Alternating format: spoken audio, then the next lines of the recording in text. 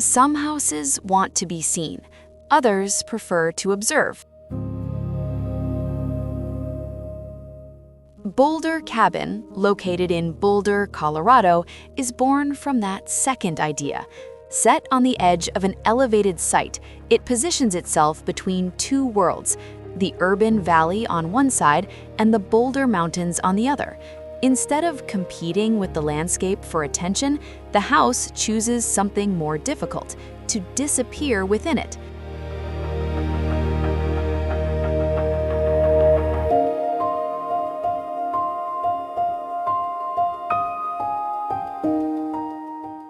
On arrival, the volume feels almost closed.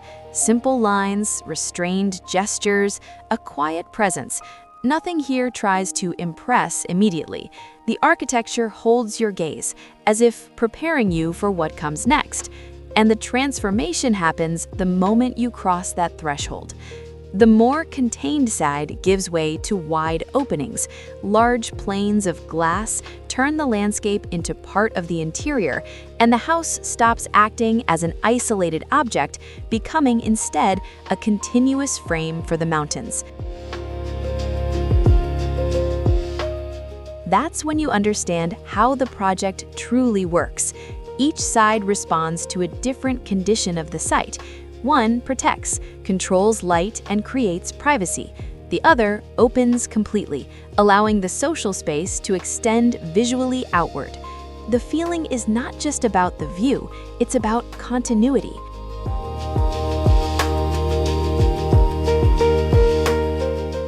The floor plan follows the same logic. Everything is direct, without excess. Spaces connect naturally, allowing light to move through the house throughout the day and transform the atmosphere without anything needing to change. Materials reinforce the sense of permanence. Wood brings warmth to the interiors, the concrete floor creates unity across spaces, and the weathering steel exterior ages over time, allowing the house to evolve alongside the climate and the landscape. The extended roof casts shade over the glass and expands the outdoor living area, while the slab continues beyond the facade. The result is an almost imperceptible boundary between inside and outside, as if the house simply continues into the terrain.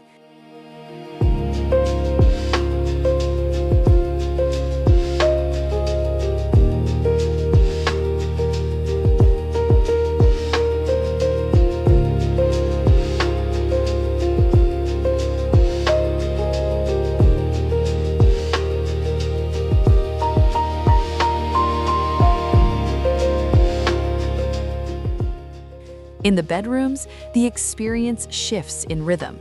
Openings become more controlled, framing specific pieces of the landscape and creating quieter environments designed for rest.